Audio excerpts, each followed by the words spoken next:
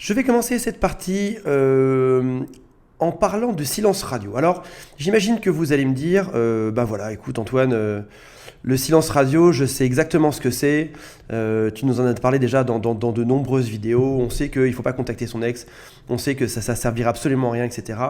On va revenir un peu dessus parce que selon moi, c'est quand même le succès de cette opération. Et puis peut-être que finalement, vous avez lu des choses, je vous ai peut-être expliqué des choses, et puis vous n'avez pas forcément compris vraiment l'importance de chacun des gestes. Et je vous dis ça aujourd'hui parce que je réalise qu'en fait en coaching, quand des gens viennent au cabinet pour que je les conseille sur leur couple, je réalise qu'en fait, ils ont pas mal d'objections à tout ça. Et on va parler notamment de besoin de revoir l'autre, d'avoir juste une dernière phrase avec lui, des enfants, etc., de la famille, d'aller à la pêche aux infos, etc.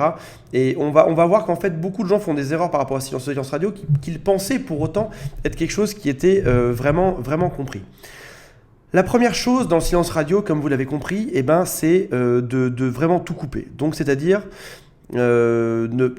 pas seulement se dire bah voilà pendant une semaine j'arrête de lui parler, mais vraiment supprimer toutes les choses qui pourraient faire que ça vous rappellerait de près ou de loin votre ex.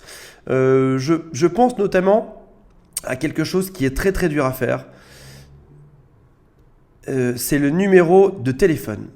Numéro de téléphone. Alors vous allez me dire pourquoi est-ce qu'il faut que je coupe pourquoi est-ce qu'il faut que j'enlève son numéro de téléphone de mon agenda, de mon téléphone, parce que finalement le jour où je vais me remettre avec cette personne, je vais me galérer et je ne pourrai plus l'appeler. Et c'est vrai que si jamais vous supprimez aujourd'hui le numéro de téléphone de votre ex, qu'est-ce qui va vous garantir qu'un jour il vous rappellera? Mais en fait, posez-vous la question un peu différemment. Est-ce qu'aujourd'hui vous n'avez pas déjà tout fait pour récupérer votre ex? Et est-ce qu'aujourd'hui vous n'êtes pas un peu dans une impasse qui n'avance pas? Donc partant de là, si jamais aujourd'hui vous effacez son numéro de téléphone de votre téléphone, ce sera quoi le risque? Le risque, ça va être que il ne vous rappelle jamais et que du coup vous n'ayez plus jamais de nouvelles de cette personne. Mais demandez-vous une chose, si vous êtes important pour cette personne, pourquoi est-ce que cette personne ne vous recontacterait pas? Pourquoi est-ce que cette personne ne vous donnerait jamais aucune nouvelle? Et ça veut donc dire que à ses yeux, vous ne comptez pas ou vous n'êtes pas important. Donc partant de là, supprimer son numéro de téléphone, ça me paraît être la meilleure des choses. Si jamais un jour votre ex veut vous rappeler, ça pourra tout à fait venir de lui. C'est juste que aujourd'hui, vous ne voulez plus être tenté, je ne sais pas, lorsque vous êtes dans une soirée, que vous êtes bourré, alors je vais dessiner une petite bouteille à côté parce que c'est vraiment ça le plus gros risque, je dessine une petite bouteille, c'est lorsqu'on est bourré, il y a des bulles de partout et puis on se dit allez tiens je vais le rappeler et puis c'est ça qui fait que derrière il va recraquer, etc. Et c'est ça la grosse erreur finalement, c'est de l'appeler alors que ce ne serait pas vraiment nécessaire. Et si on veut que le silence radio soit respecté jusqu'au bout, dans ce cas-là, qu'est-ce qu'on fait? On coupe le numéro de téléphone. Et alors les gens me disent oui mais il y a un risque. Le risque c'est quoi? Le risque, c'est qu'en effet, il ne me rappelle jamais. Donc on l'a vu, si jamais votre ex ne vous rappelle jamais, ça veut dire qu'on n'était pas fait pour lui et que dans ce cas-là, mieux vaut directement passer à autre chose. Mais ce risque-là, il peut être vite couvert. Ce risque-là, il peut changer si jamais votre ex vous rappelle. Parce que si ça se trouve, dans quelques jours, dans quelques semaines, votre ex aura besoin de vous. Et dans ce cas-là, ce ne sera pas vous qui serez demandeur de quelque chose, mais c'est bel et bien votre ex qui va vous appeler. Et donc, ça veut dire qu'au final, vous vous en mettez au destin. C'est-à-dire que, comme on peut le voir, je suis toujours aussi bon pour dessiner. C'est-à-dire que, alors ça c'est un téléphone. Hein. C'est-à-dire que si jamais un jour un geste devait être fait, ça viendrait de votre ex. Est-ce qu'au final, on estime que c'est une si mauvaise chose ou pas? Que ce soit votre ex qui vous rappelle. C'est-à-dire que, est-ce que ce ne serait pas finalement la meilleure des choses qui pourrait vous arriver, que ce soit votre ex qui prenne la décision de vous appeler et que ça vienne de lui et que ensuite, si jamais un jour vous voulez récupérer, vous profitiez de cet élan pour le rappeler. Et dans ce cas-là, forcément, ce serait la bonne chose à faire et la bonne idée que de le rappeler le jour où lui-même se manifeste. Et partant de là, supprimer le numéro de téléphone, ce serait peut-être la meilleure chose que vous pourrez faire dans votre rupture amoureuse. Après ça, parce que bien sûr, ça ne s'arrête pas là. Qui dit numéro de téléphone, dit aussi email. Parce que j'imagine que vous aviez également l'email de votre petit ami ou de votre petit copain, ou peut-être de votre ex-femme ou de votre ex-mari.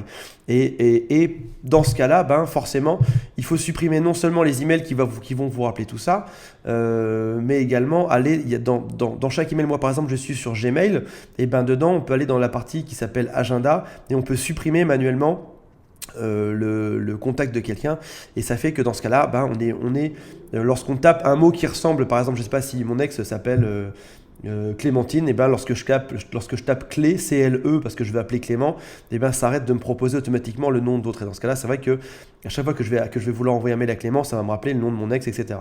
Donc, non seulement, on l'a dit, c'est aller supprimer le numéro de téléphone de son ex, ça va être aussi d'aller supprimer son contact dans son agenda. On peut l'avoir dans plein de choses différentes. Peut-être que, je ne sais pas, vous avez encore un agenda papier, etc. Donc c'est le bon moment de l'enlever aussi. Dans vos emails, c'est une très très bonne chose. Et puis, il y a quelque chose par lequel vous ne pouvez pas échapper aujourd'hui, alors sauf si vous êtes anti-nouvelle technologie, mais a priori, vous avez aussi un compte Facebook. Et ça, pareil, on le barre, on oublie.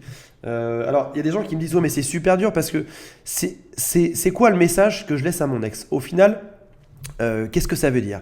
Si jamais mon ex, j'enlève son numéro de téléphone de mon agenda, il ne le verra pas. Donc, ça veut dire que ce n'est qu'un contrat entre moi et moi. Mais si j'enlève son contact sur Facebook, ça veut dire que forcément, mon ex va se rendre compte que je l'ai dégagé. Et forcément, il va se dire que je suis fâché, etc. Et ça peut vouloir envoyer un signe négatif. C'est-à-dire que mon ex peut se dire, ben voilà, comme je l'ai dégagé de Facebook, ça veut dire que je ne veux plus jamais entendre parler, et que j'ai rompu définitivement le contact. Et moi aujourd'hui, c'est pas ça que je veux. Aujourd'hui, c'est lui montrer que tout est possible. Mais au final, si jamais vous gardez votre ami dans Facebook, enfin votre ex-copain dans Facebook, qu'est-ce que ça va vouloir dire? Première chose que ça veut dire, c'est que peut-être que vous n'avez pas fait le deuil de votre relation. Aujourd'hui, je ne sais pas. Dans Facebook, on garde deux types de personnes. Dans Facebook, on garde, premièrement, on garde les amis, c'est-à-dire les gens avec qui on veut rester en contact, je ne sais pas, les amis d'enfance, etc. Et c'est les gens avec qui on a vraiment envie de rester en contact. Deuxième type de personnes qu'on met dans Facebook, ce sont en principe les copains, enfin les gens avec qui on sort. Donc en principe, on a idéalement dans Facebook, on a son amoureux ou son amoureuse et on a ses amis. Aujourd'hui, a priori, votre ex n'est plus votre amoureuse, et surtout, encore pire que ça, votre ex n'est plus votre ami. Donc ça veut dire qu'aujourd'hui, votre ex n'est ni l'un ni l'autre.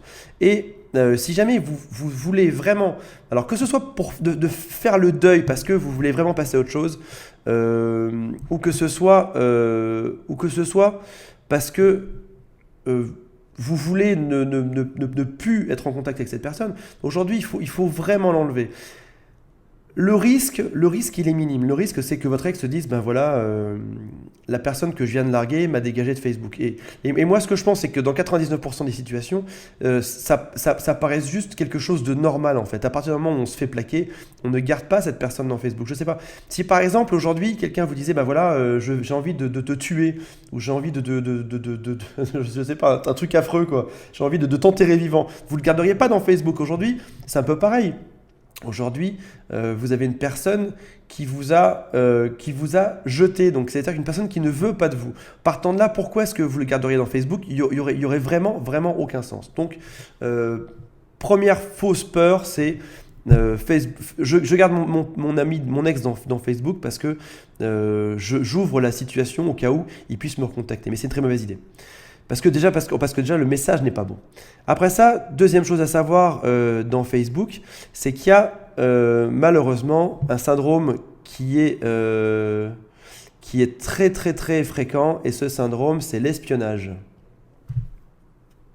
Forcément, lorsqu'on va dans Facebook et qu'on regarde son flux d'actualité, il y a forcément un moment donné où on a on voit le flux d'infos qui passent de son ex. Votre ex va vous dire, je sais pas, peut-être que votre ex, il sort, il va en soirée, etc.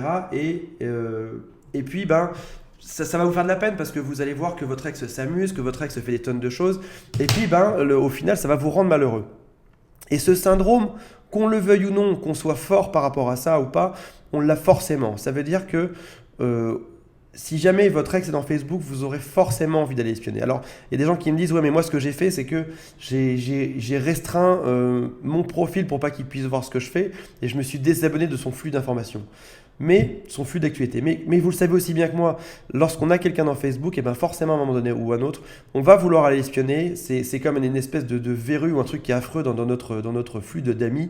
Il y a forcément un moment donné ou un autre où on a envie de savoir ce qui se passe et on va aller regarder ce qui se passe chez l'autre. Donc pour ça aussi, c'est une très mauvaise idée de garder son ex dans Facebook. Donc encore une fois, je vous recommande de dégager votre ex de Facebook. Après ça, alors là, c'est pas forcément de l'espionnage, mais il y a ce qui s'appelle les amis d'amis. Les amis d'amis, c'est lorsque vous êtes en couple avec votre ex, enfin lorsque vous étiez en couple, vous aviez forcément une tonne d'amis communs. Je sais pas, peut-être que vous aviez 5, 10 ou 50 amis en commun. Et forcément, le jour où vous avez quitté l'amour de votre vie, vos copains sont restés encore amis avec cette personne. Et du coup, des fois, quand l'un d'eux met une publication, l'autre répond, etc. Que ce soit vos amis qui mettent quelque chose sur une soirée, votre ex qui vient commenter, qui dit super, ta soirée, ça a l'air sympa ou quoi. Ou alors que ce soit votre ex qui poste, je sais pas, une news sur son travail, sur sa vie perso ou sur sa coupe de cheveux. Il y a un grand risque que l'un des 50 amis vienne mettre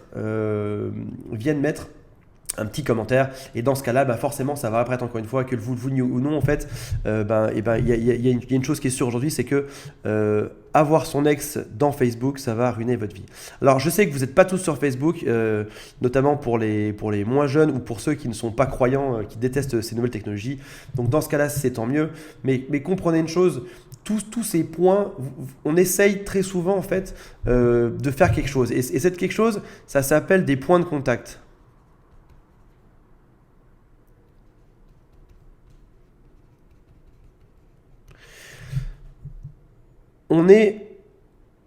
On s'est quitté et on aime de tout notre cœur notre ex. On a envie de se remettre avec l'autre, etc. Et plutôt que d'y aller franchement, de se dire, voilà, je vais aller directement parler à mon ex, je vais aller résoudre la chose, etc. On ne fait pas ça. En fait, la chose qu'on fait, c'est que on crée des points de contact. C'est-à-dire, on va garder son contact email. On va garder son contact Facebook, on va garder son contact téléphonique. Et puis on va laisser cette espèce de mur invisible entre nous et notre ex. Parce qu'on se dit que plus il y aura de points de contact potentiels, plus notre ex va pouvoir venir à un moment donné s'agripper à ça. Et en fait, la chose, c'est que tout à l'heure, je parlais de faire le deuil et de passer à autre chose, etc. Mais le truc, c'est que le fait de garder tous ces points de contact potentiels ou virtuels, appelez ça comme vous voulez, ça fait une chose, c'est que quelque part, ça vous pourrit la vie. Parce que ça vous laisse dedans et vous allez retomber dessus forcément de manière fréquente. Tout à l'heure, je parlais de Facebook, je parlais de Facebook un peu plus longtemps, mais que ce soit pour les emails aussi ou pour le numéro de téléphone, il y a forcément un moment donné où vous allez retomber sur des vieux SMS que vous êtes échangés, etc. Et dans ce cas-là, ça veut dire que pour garder cette espèce de mur de connexion potentielle, vous allez vous pourrir la vie, vous, de votre côté. Donc la meilleure chose à faire, c'est bien sûr de dégager toutes ces choses. Après ça, on va voir aussi une autre chose, c'est que on va faire pareil avec les affaires. Tout ce qui peut nous rappeler de près ou de loin notre ex, on va le dégager aussi parce que c'est important, c'est important pour ça. Je vais vous parler dans la séquence d'après des erreurs et vous allez voir que les gens font beaucoup d'erreurs, et ces erreurs, ce sont les erreurs liées au silence radio. Donc on se retrouve tout de suite dans la prochaine partie. À tout de suite.